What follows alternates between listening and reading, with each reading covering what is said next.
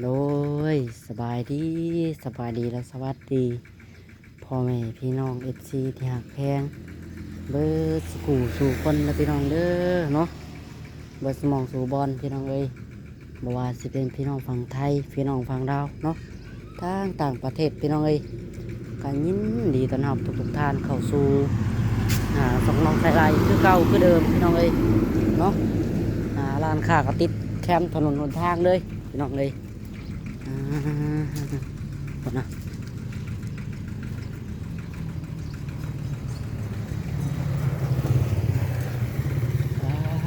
ตัวนี่ก็เป็นที่เกาะออกมาพี่น้องบนตรงนี้เพิ่นล่างถ้วยล่างบวงเนาะนี่เด้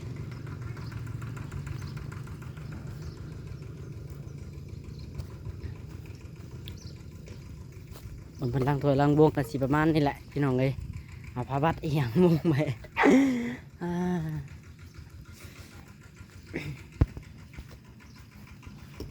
เราส่งรักคิดเองนะพี่น้องเราเห็ดเองงามเนาะทาสีหยังพี่น้องเลยกว่าสิมาอัปเดตเบิ่งร้านค้าเพิ่นพี่น้องเลยแต่ก็บ่มีไผอยู่เนาะทางบ่ส่งก็เพิ่นไปเฮ็ดเวียกแล้วพี่น้องเลยไปรับงานทำงานนั่นเฮ็ดกำแพงให้พระเจ้าบ่เฮ็ดอันโรงงานน้ำพี่น้องเลยบ่ส่งน้องถ้วยไปอยู่พุ่นเบิดเนาะทั้งพ่อมาวันนี้ก็ว่าเนาะสิมาถามไทยน้องวีแหละพี่น้องน้องวีมันยังไปเข้าห้องน้ำอยู่เลยมาอัปเดตรอให้แม่ FC เบิ่งก่อนเนาะต่อเห็นแม่ FC เพิ่นเม่นมาหลายคนอยู่พี่น้องเอ้ยว่าน้องวีเอ้ยว่าเครื่องของเส้นเพอเส้นยังคือบ่ได้ใส่ตอกใส่ตู้บ่พี่น้องเนาะก็คือตู้เพิ่นบ่มีพี่น้องเอ้ยแบบอยากได้ตู้แช่แหละคำว่าได้เนาะเพิ่นใส่ตู้มีอยู่พี่น้องตู้แต่ตู้อยู่ในเรือนแบบตู้น้อยๆเนาะก็ได้ใส่เล็กน้อยนั่นแหละเครื่องของเฮาก็ซื้อมาบ่หลายปานใดซื้อมาจำกัดแน่พี่น้องเอ้ยเพราะว่าบ่มีอย่างใส่บ่มีอันตู้ใส่มันซื้อมาหลายก็ที่ว่าซื้อมามันก็สิเสียเนาะขายลูกค้าก็สิบ่ซื้อได้พี่น้องเนี่ยมันบูดอิหยังไปนั่นแหละเนาะเขาว่ามีตู้แช่ตู้หยังพี่น้องเอ้ยก็จะคักเฮาซื้อน้ำซื้อในสั่งมาขายเลยเนาะเวลาลูกค้าเพิ่นมาเข้าร้านซื้อน้ำกินก่อนนะเย็นๆพี่น้องเอ้ยเอาวันนี้เดียวนั่งรอน้องวีจักหน่อยก่อนพี่น้องเอ้ยน้องวีเพิ่นยังไปเข้าห้องน้ำอยู่ทางบ่ส่งไปเฮ็ดเวียกพี่น้องเนาะน้องหลาก็ฮู้ดีอยู่ดอกเลยเดี๋ยวน้องหลาก็สิตามไปน้ำดังคือกันเนาะน้องหลาน้องจ้อยพี่น้องน้องจ้อยเพิ่นก็ไปเฮ็ดเวียกแล้วล่ะไปนำน้องถ้วยเพิ่นแหละเนาะน้องหลาแล่นไปส่งเพิ่นเมื่อกี้นี่พี่น้องเอ้ยไปส่งเพิ่นอยู่บ่อนเฮ็ดงานเพราะว่าเดี๋ยวบัดลงมือเฮ็ดเวียกเฮ็ดงานบัดบ่มีเงินได้พี่น้องบ่มีเงินลงให้ลงหน้าได้เนาะน้องวีเพิ่นมาแล้วบัดพลายังเสร็จไหมหน่อยใช่ป่าแพรวีบุมีเอาป่าแพรมาเสร็จโตเปื่อน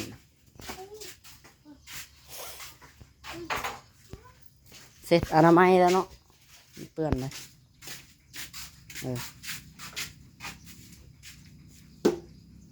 บ่ได้เนาะมีผ้าปูโต๊ะพี่น้องไอ้ปูกันโต๊ะกันยังเปื้อนมันจังบนเหนียวมายังมีแต่พัดเปลี่ยนไว้แต่ละมือเก็บออกมาซักกลางคืนแล้วก็ได้บ่ได้ซื้อหลายกะเนาะคันว่ามีข้าวประตูในแผ่นท้ายกับบ่ซื้อตรงนี้หมู เอามานั่งอยู่พี่ก่อนที่มีเรื่องที่ซื้อน้ำเล็กๆน้อยผมมาส่งน้ำก้อนบ่เอาไหมพระเจ้ามาส่งน้ำก้อนไปถึงมาส่งน้ำก้อน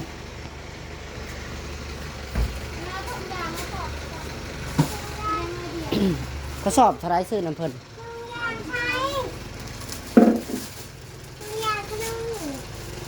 ถอกใส่หั่นแล้ววีเป็นน้ำเต็มบ่ถอกใส่แล้วน้อยเดียวนะเขาจะลดมันจะคุยเพิ่นคือตรงไหนเป็นซื้อน้ำก้อนน้ำกระเจ้าก็ เพิ่นมาส่งน้ำก้อนทางใส่น้ำก้อนกับทางน้อย คืออะไรมือละสอบน้ำก้อนบดแล้วว่าหลวงพี่ไปไปเอาเงินให้แม่นะ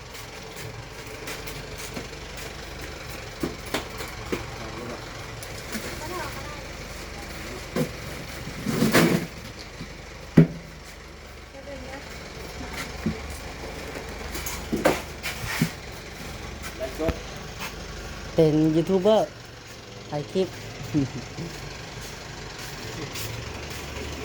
โดยเห็ดคลิป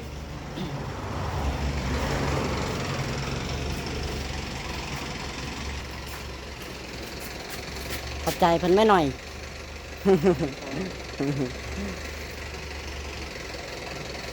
ใจมากินก้อนขอบใจเด้อขอบใจพี่น้องเลยอืมมาเขาเรียกเอาต่อก่อนนี่ ทางน้ำก้อนอ่ะทางน้อยพี่น้องเลยได้ใส่อ่ะมือทดสอบบ่ต้องมีเบิดทดสอบ1ต่อมือบ่เบิดใส่รอกเนาะร้านกันยังไงเนาะมาอยู่เป็นได้ทางแม่ เป็นไรยังเจ็บอยู่ เอาจังไรก็ดื่มเนาะทักทายสบายดีแม่แม่ซีก่อนพี่น้องเนาะมาพบพ่อกับกันคือเก่าพี่น้องเอ้ยมันนี่ก็บริเด็ดหลายมือพี่น้องเอ้ยเงินหลายมือ2 มือนะบริถ่ายน้องวีพี่น้องเอ้ยเมื่อวานนี้บริถ่ายน้องหลานได้ออกไปนะเนาะเมื่อวานออกได้เดี๋ยวออกไปเผาก้าพี่น้องเลยเนาะเผาก้าอยู่หน้าแหละ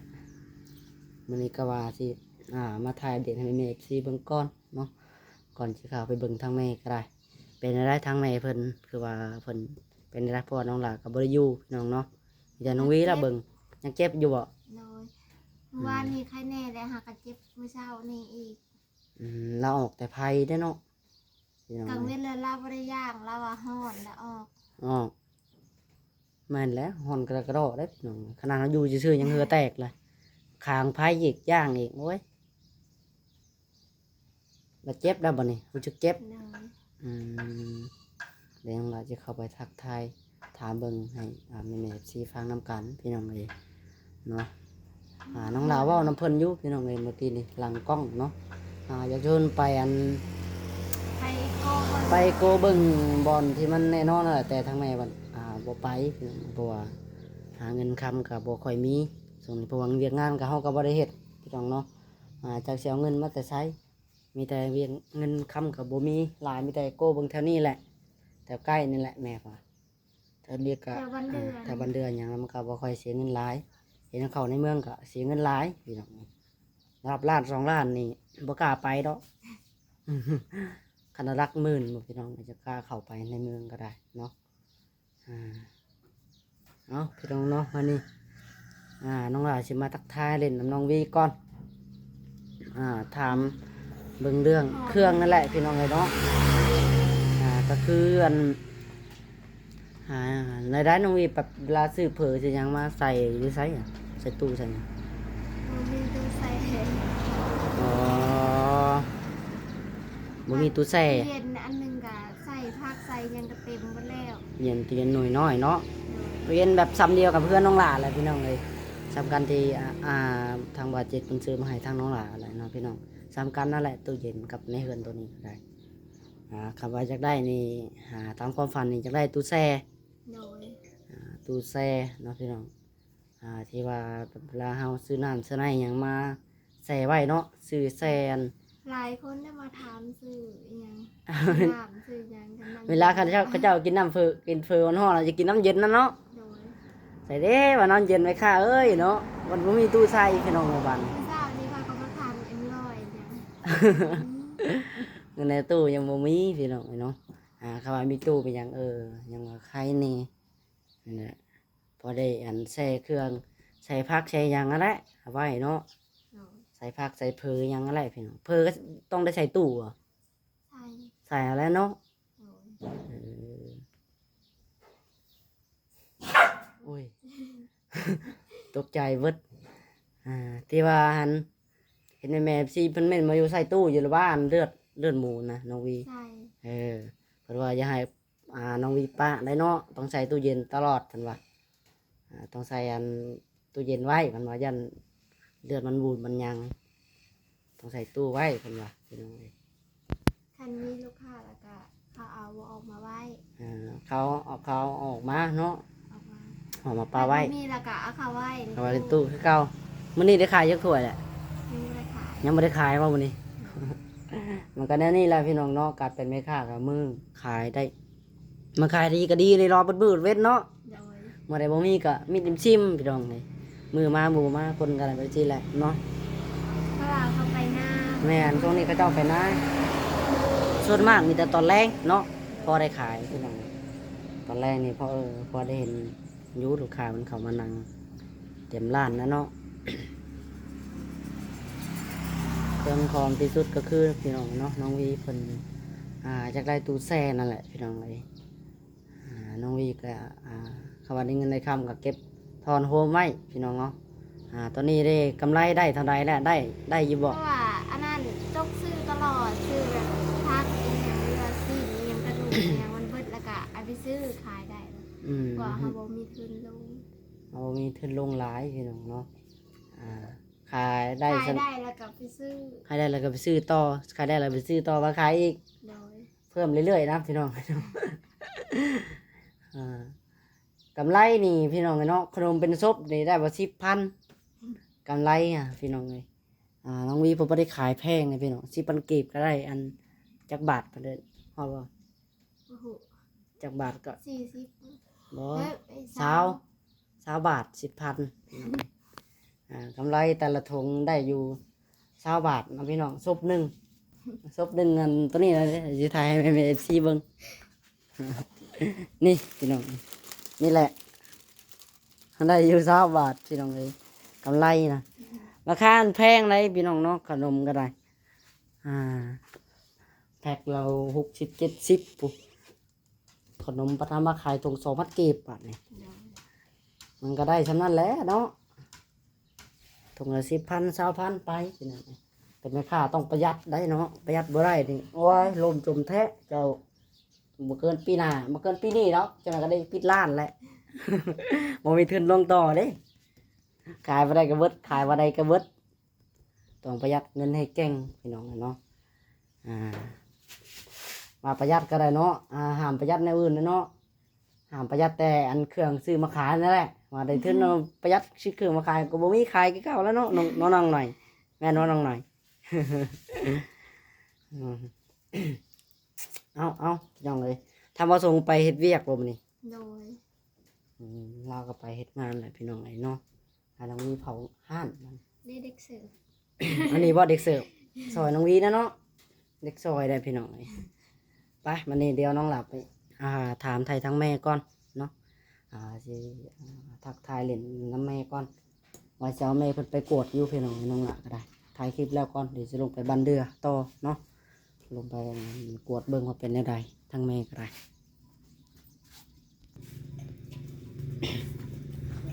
พี่น้องขอโทษขอไว้หลายๆเนาะเจ็บคอหน่อยหนึงน้องหลาก็ได้ เอาไว้มาเบิ่งทางในก่อนน้องหลายเพิ่นมานั่งถ่ายอยู่นี่พี่น้องเลยบ่มันห่างหูห่างตาคนโตบ่มันเย็นพี่น้องเลยเนาะสบายดีทางแม่ โอ้ยสบายดี พี่น้องไงเนาะต้องฮ้อนเลยฮ้อนเลยมันนั่งอยู่ซื่อก็คือแต่คือแตน เป็นอะไรแม่ ยังเจ็บอยู่ เจ็บอยู่บ่ เจ็บ อืมเจ็บอันบนใดแน่ เจ็บทั้ง ขากมันบ่บนผ่าตัดบ่แม่แต่ว่าใด ผ่าตัดอยู่ลุมนี่ ๆผ่าตัดอยู่รุมเจ็บอยู่เทิง เจ็บในเทิงนี่เจ็บ เจ็บย่างยังบ่อยากได้เพราะอะไรเนาะ ย่างก็เจ็บนอนพลิกก็ยาก ตาก็เขียววัดพี่น้องเนาะตาได้บ่ได้เจ็บบ่นยังเจ็บอยู่บ่รู้สึกเจ็บอยู่เนาะ เจ็บเล็กน้อยเล็ก บนเจ็บแห้งก็คือบนนี้ เจ็บแห้งแล้ว บนสวกเนาะ บนช่วง เป็นยังไงเจ็บบนสวกเนาะมีแต่สิไปเอ็กโกเบิ่งก่อนทำไมเนาะ โดน เงินคำในพอมีอยู่บ่ นี่ก็บ่หลายแล้วลูก อืมไปเบิ่งเอาแล้วอะไรก็ได้ไปก่อนทางเราสิชวนไปดอกพี่น้องเนาะทางพ่อเพิ่นก็เข้าไปเวียกแหละ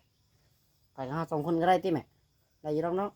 โทรบอกพ่อก่อนยังไป อ๋อโทรบอกอีพ่อก่อนบ่ เลย อืมเดี๋ยวจะโทรบอกพ่อก่อนสักพี่น้องเนาะเดี๋ยวถ่ายคลิปให้แม่ FC เบิ่งก่อนทอที่เจ็บบนช่วงบนเดียวนี่บ่ถือว่าเจ็บแฮง แม่นเจ็บแฮง ใกล้หันเด้ใกล้หัน ไก่ เด้ หันก็บ่ได้เจ็บปานใดดอก ธรรมดา ธรรมดา มันซ้ำๆซื่อเนาะ ซ้ำFC ทางคนมันก็บ่ฮู้พี่น้องเพิ่นแม่นว่าบอกอันแม่ FC แน่บ่นะบางคนเพิ่นยังบ่ฮู้ได้เพิ่นเบิ่งคลิปบ่ได้เบิ่งคลิปต่อเนื่องพี่น้องเนาะเพราะว่าทางแม่มันเป็นหยังหน้าคือเขียวคือซ้ำเบิดคือลดลงพี่น้องเนาะลดลงกับน้องวีส่วนบันขี่รถออกไปนะว่าสิออกไปหาเฮ็ดนั่นแหละพี่น้องบ่ฮอดปลาเฮ็ดก่อนบ่ฮอดปลาเฮ็ดซ้ำเนาะพอดีรถเกาะก็ต่อพอดีตกรถทางแม่ก็ได้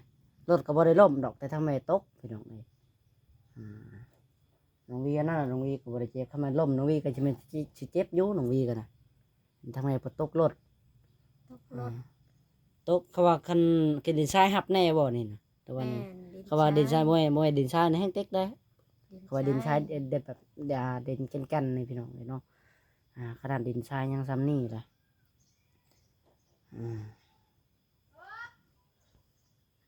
กินข้าวแล้วบ่แม่เช้านี้ กิน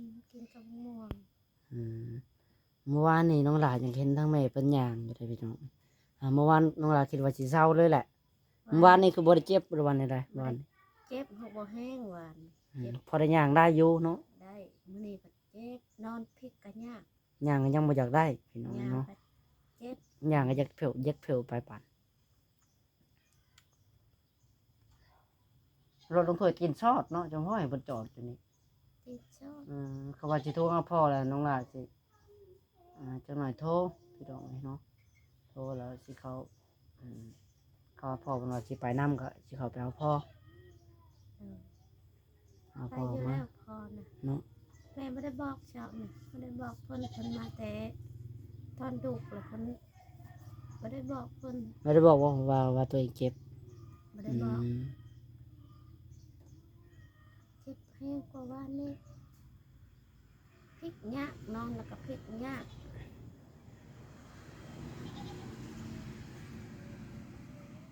เมื่อวานนี้ก็น้องหลาบ่ได้ถ่ายให้แม่ๆสิเบิ่งพี่น้องน้องหลาออกไปเฝ้าก้าเมื่อวานนี้เนาะบ่ได้อยู่พี่น้อง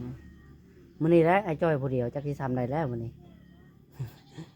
ก้ากะวานจักสิได้ดำบ่ได้ดำงูควายได้พึกๆพี่น้องเนาะ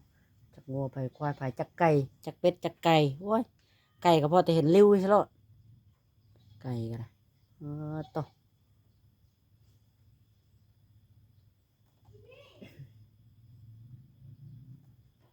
เอาพี่น้องเนาะตอนนี้มาอัปเดตอาการให้ทาง